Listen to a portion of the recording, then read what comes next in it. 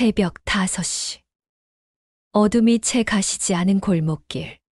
작은 한정식집 연인의 밥상에서 불빛이 새어 나온다. 장연희는 머리에 수건을 두른 채 익숙한 손놀림으로 물을 썰고 있었다. 칼질 소리가 리드미컬하게 울렸다. 그런데 갑자기 손목이 꺾이며 칼이 떨어졌다. 아이고, 또 이러네. 연희는 손목을 주무르며 중얼거렸다. 잠시 손목을 마사지하다가 다시 칼을 집었지만 힘이 들어가지 않았다. 40년 동안 매일같이 해온 일이 이제는 고통스럽기만 했다. 40년 전 젊은 연희가 갓 태어난 아이를 업고 장사를 하던 모습이 떠올랐다. 아이들이 자라며 가게 한켠에서 숙제하던 모습. 남편의 장례식 후 혼자 가게를 지켜야 했던 힘든 시간들.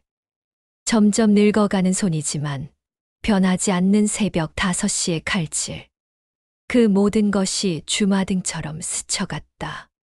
저녁이 되자 마지막 손님들이 하나둘 자리를 떴다.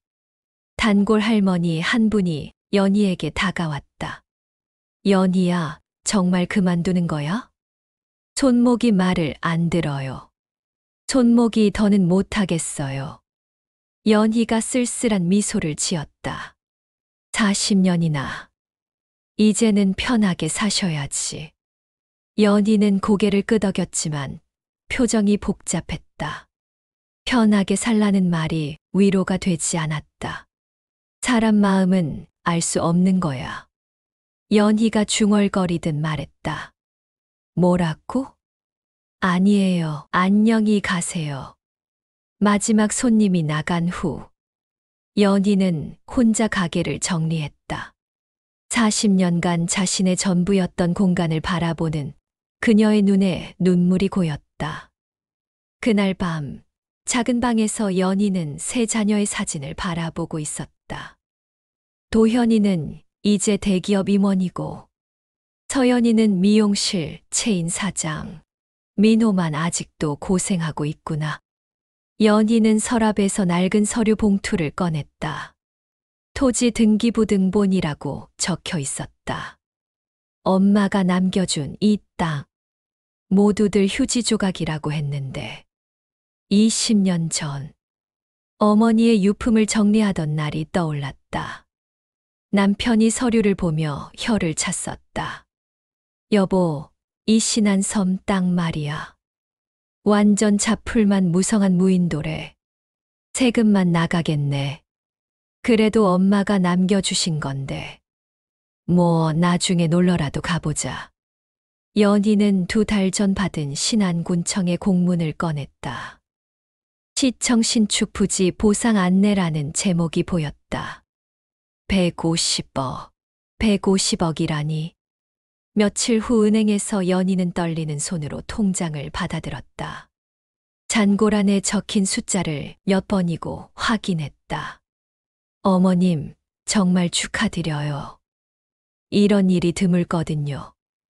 은행 직원이 말했지만 연희는 멍하니 대답했다. 네, 감사합니다.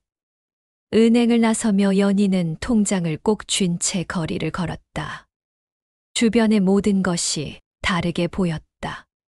하지만 기쁨보다는 복잡한 감정이 앞섰다. 이 돈을 알면 애들이 정말 날 걱정할까? 아니면 연희의 얼굴에 의문의 표정이 스쳤다. 그날 밤 연희는 거울을 보며 자신의 모습을 살폈다. 그리고 결심한 듯 고개를 끄덕였다. 알아보자. 진짜 마음이 뭔지. 다음 날 연희는 중고 옷가게에서 평소보다 더 낡고 초라한 옷들을 골랐다. 연희님, 이런 옷들은 왜? 옷가게 주인이 걱정스럽게 물었다. 좀 검소하게 살려고요. 미용실에서는 일부러 머리를 헝클어뜨렸다. 평소의 단정한 모습과는 정반대였다. 동네 슈퍼에서는 사장에게 조심스럽게 부탁했다. 사장님, 혹시 누가 물어보면 제가 가게 망하고 빚만 남았다고 해주세요. 네. 왜요? 좀 복잡한 사정이 있어서요. 그날 저녁 연희는 낡은 옷을 입고 머리를 헝클어뜨린 채 휴대폰을 들었다. 잠시 망설이다가 큰아들 도현의 번호를 눌렀다. 여보세요, 도현아? 네, 엄마. 무슨 일이세요? 아들아, 갈 데가 없네. 오늘 밤만 재워줄 수 있을까? 잠시 침묵이 흘렀다. 도현이 누군가와 이야기하는 소리가 들렸다. 엄마, 오늘은 집이 좀 복잡했어. 형편 나아지면 다시 연락드릴게요. 며느리 수진의 목소리가 들려왔다. 어머님, 여기 강남 아파트예요. 이웃들이 뭐라 하겠어요? 아이 교육에도 안 좋아요. 연희는 씁쓸한 미소를 지으며 말했다. 그래, 그렇구나. 전화를 끊고 나서 연희는 혼잣말을 했다. 첫째는 이렇구나. 다음 날 저녁 연희는 다시 전화를 들었다. 이번에는 둘째 딸 서연에게였다. 서연아, 엄마야. 엄마, 지금 손님 보고 있어요. 뭔 일이에요? 화려한 미용실에서 매니큐어를 받으며 바쁘게 움직이는 소리가 들렸다. 가게 문 닫고 빚만 남았네. 며칠만 있을 수 있을까? 엄마, 우리도 대출이 많았어. 게다가 시댁 어른들도 신경 써야 하고. 그래, 알겠다. 괜찮아. 엄마, 정부 지원 같은 거 알아보세요. 요즘 독거노인 지원책 많다던데. 연희는 또다시 조용히 전화를 끊었다. 이번에는 더 깊은 상처가 남았다. 둘째도 마찬가지구나. 눈물을 참으며 중얼거렸다. 그날 밤 연희는 작은 가방 하나만 들고 좁은 골목길을 걸었다. 습기가 찬 계단을 내려가며 막내 아들 민호의 반지하 집 초인종을 눌렀다. 후줄근한 옷을 입은 민호가 문을 열었다. 연희의 모습을 보자마자 깜짝 놀랐다. 엄마, 무슨 일이에요? 갈 데가 없었어서. 연희가 고개를 숙였다. 민호는 주저하지 않고 연희의 손을 잡았다. 들어오세요. 당연히 여기서 지내셔야죠. 아내 혜진이 설거지를 하다가 연희를 보고 달려왔다. 어머님, 어서 오세요. 좁아도 가족이잖아요. 혜진은 연희의 가방을 받아들고 방석을 깔아드렸다. 어머님, 배고프시죠? 뭐 해드릴까요? 괜찮아. 민폐만 끼치네. 연희가 감동하며 말했다. 무슨 말씀을 그렇게. 엄마가 어디 민폐예요? 민호가 말했다. 혜진은 냉장고를 뒤져 달걀 2개를 꺼냈다. 냉장고 안이 거의 비어 있다는 것이 보였지만 혜진은 정성스럽게 달걀 부침을 붙여 작은 식탁에 차렸다. 반찬은 김치, 무말랭이, 콩나물 3가지뿐이었다. 이렇게까지. 미안하다. 연희의 눈에 눈물이 고였다. 엄마, 우리가 어릴 때 얼마나 고생하셨는데요. 이런 건 아무것도 아니에요. 민호가 말했다. 연희는 달걀 부침을 한 입 베어 물고 눈물을 흘렸다. 40년 만에 처음으로 자식이 해준 밥을 먹는 기분이었다. 며칠 동안 연희는 민호네 집에서 지냈다. 일찍 일어나 조용히 집안일을 도우려 하면 혜진이 깨어나 깜짝 놀라며 연희를 말렸다. 저녁이면 세 식구가 작은 식탁에서 저녁을 먹었다. 가난하지만 웃음이 끊이지 않았다. 동네 놀이터에서 연희가 7살 손녀 하은이와 그네를 타며 놀아줄 때였다. 할머니, 우리 집에 계속 사세요. 하은이가 말했다. 그러고 싶구나. 연희가 미소 지었다. 밤이면 민호 부부가 작은 목소리로 대화하는 것이 들렸다. 당분간 생활비가 더 많이 들 텐데. 혜진이 걱정스럽게 말했다. 괜찮아. 엄마가 얼마나 고생하셨는데. 우리가 못해도 이 정도는 해야지.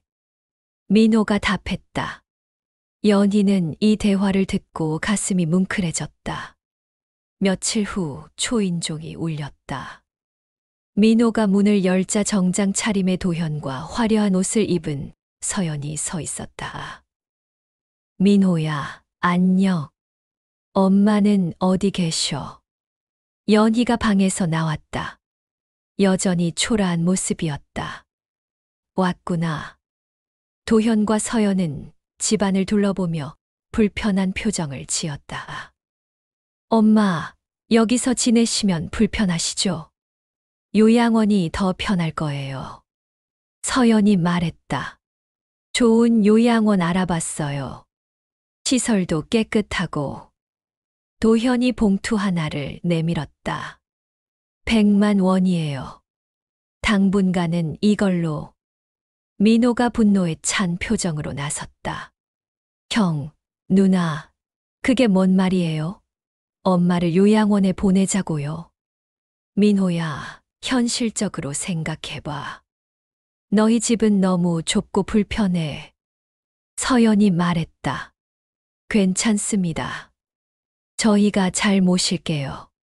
혜진이 조용히 말했다. 혜진 씨, 부담스러우시잖아요. 솔직히 말해봐요. 도현이 말했다. 그 순간 연희가 일어났다. 더 이상 참을 수 없다는 표정이었다. 연희는 방으로 들어가 가방에서 서류 봉투를 꺼냈다. 모든 가족들이 거실에서 기다리고 있었다. 이게 뭔지 아니? 연희가 서류를 들고 나오며 말했다. 모두가 서류를 바라봤다. 전남 신안섬 땅 매매 계약서다. 보상금 150억. 도현과 서연의 얼굴이 순식간에 하얗게 질렸다. 엄마, 뭐라고요? 도현의 목소리가 떨렸다. 내 엄마, 너희 외할머니가 남겨준 땅이야. 휴지 조각이라며 무시하던 그 땅. 서연이 주저앉았다. 그럼 왜 진작 말씀 안 하셨어요? 너희 진짜 마음을 보려고 했지. 빚진 엄마한테는 등을 돌리고 돈 있는 엄마한테만 잘하는지. 연희가 차갑게 말했다. 민호와 혜진은 충격에 빠져 아무 말을 하지 못했다. 이건 너희 몫이다. 어려워도 없는 엄마를 따뜻하게 맞아준 건 너희뿐이니까. 연희가 민호에게 서류를 건네며 말했다. 엄마, 이건 너무 큰 돈이에요. 저는 못 받아요. 민호가 당황하며 말했다. 받아라. 이미 변호사와 얘기했어. 상속 이전 수속도 끝났다. 그 순간 도현과 서연이 바닥에 무릎을 꿇었다. 엄마, 제발. 다시 생각해 주세요. 저희가 잘못했어요. 도현이 애원했다. 엄마, 정말 잘못했어요. 그때는 정말 상황이. 서연이 울먹였다. 늦었어. 사람 마음은 알 수 없는 거야. 근데 나는 봤어. 누가 진짜 내 편인지. 연희는 단호하게 말하고 등을 돌려 방으로 들어갔다. 도현과 서연은 절망에 빠졌다. 3개월이 지났다. 아름다운 정원이 있는 2층 전원주택에서 혜진이 마당에서 꽃을 심고 있었다.